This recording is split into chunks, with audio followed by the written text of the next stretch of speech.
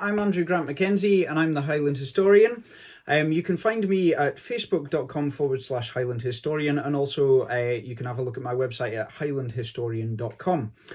Due to the outbreak of coronavirus COVID-19, my role as a tour guide has unfortunately had to be put on hold. I am still doing research projects for people, which includes genealogy projects. If you do want to ask me for a quotation for something like that, then do get in touch at andrew@highlandhistorian.com. Unfortunately, my income has taken a big hit this year.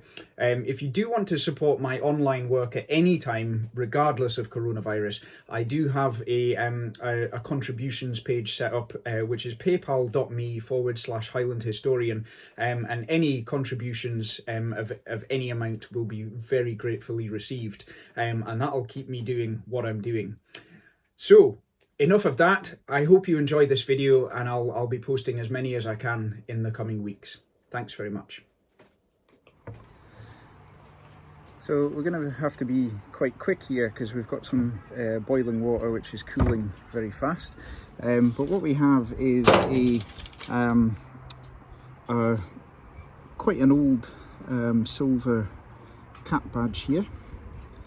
And I'll talk a bit more about that in a minute or two, but as you can see, it's quite oxidized, and it's in need of a bit of a clean. So what I've got here to do that is some boiling water, a Pyrex bowl, I've got some foil, I've got some salt and some bicarbonate of soda.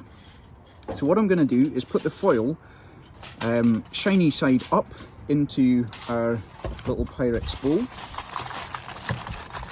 just like so. And then what I'm going to do,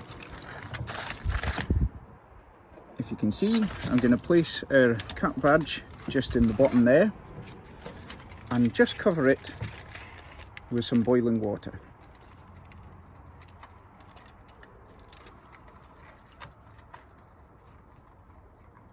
There we go. So that's plenty of that. What I'm going to do now is just put in a little bit, maybe about a teaspoonful of bicarbonate of soda.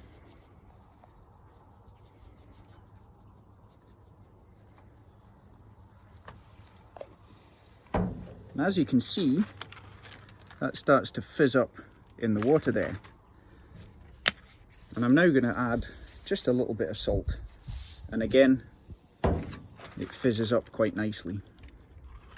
What we're then going to do, if you can see, is just leave the oxidization to take place.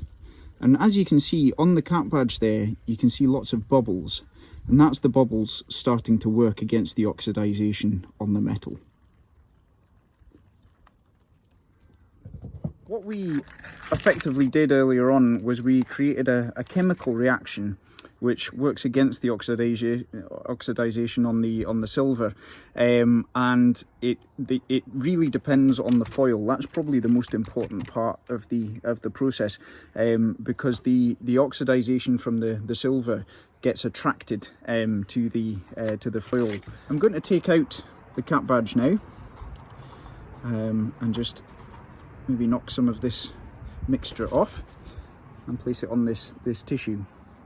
And what we can see, if I take this old toothbrush, you can see that it's starting to shine up very nicely. From the back here, you can see it probably best.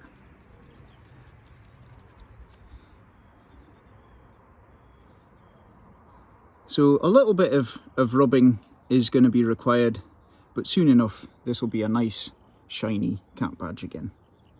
So I've not been going too long with the brush on the cap badge, but already you can see just around the rim of the strap and buckle there that the shine is starting to really come through. So I'll keep working on this and get it to be as shiny as possible, but certainly the oxidization that we saw, and effectively silver rust is what that is, has started to disappear. So that's brilliant news. I said I'd mention a little bit about the marks on this piece. I'll put a photograph up. What we can see is a thistle, a little castle, and a U.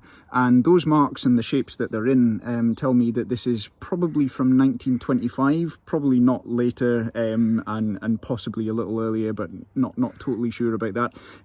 But that can be confirmed by the TB in a little rectangle above them, which is the maker's mark, and that is a maker from Edinburgh, a silversmith from Edinburgh called Thomas Berry, who had form for making clan badges, cap badges, and such things. I think that this is one of his finest bits of work. The strap and buckle certainly is his. That's his style, and the stag's head here is, yeah, as you can see, in 3D. Which is pretty nice. It's a nice example. It's interesting as well because it doesn't have a motto in the strap and buckle as we see now, and this was quite a traditional thing, an early style of cap badge. So it's an interesting piece, and it certainly has a good bit of history about it as well. So we can also mention here that cap badges like this are not really historical. Cap badges like this were really popularised in the early 1800s, especially from 1822 into the early 1900s, when they became really popular, like this one in 1925. Historically, clanspeople would have worn their clan's plant badge, like the holly that you see on the Highland Historian logo. So the cap badge is now nice and shiny, and it's also now attached to my bonnet. So anytime you see me wearing my bonnet, I'll have this very nice shiny silver cap badge on it. Another bit of history about this cap badge. It potentially, well, it definitely comes from a time when Clan Mackenzie did not have a chief. The reason for that is because the Earl of Seaforth, the last Earl of Seaforth, died in 1815, and that was the chiefly line of the clan. And then the next chief was the Mackenzie of Allen Grange, and their chiefship died out in 1907. And from 1907 until I think it was the 12th of June 1980, there was no chief of Clan Mackenzie, and that's when the Earl of Cromarty's family took the chiefship. And the current chief, of course, is the Earl of Cromarty, a good friend of mine who lives at Castle Loud, which you can visit if you come on a Highland Historian tour. So this may also be why in 1925 there was no motto added to this piece. It clearly shows that this is a clansperson's badge of Clan Mackenzie, because it's got the strap and buckle. Wearing a strap and buckle around the crest of a clan is what's required. But what you'll also notice is that properly there is no ribbon below the stag's head here. Ribbon is probably the wrong word, but you'll see on most clan badges at the bottom of the crest there is a ribbon of some sort. There shouldn't be one on the stag, and that is because the stag is actually a shield emblem, so it's very unusual to wear it as a cap badge, and that's something that seems to be peculiar to Mackenzies. In terms of mottos, the famous clan motto is Cuji Conry, which is help the king. Cuji Conry is the motto of the Seaforth household. The motto of the Cromarty household is Lucio non Euro, or Lucio non Euro, which means I shine not burn. And so to have neither of those on this badge at a point when neither of those households were chiefs of the clan is certainly something that's very interesting.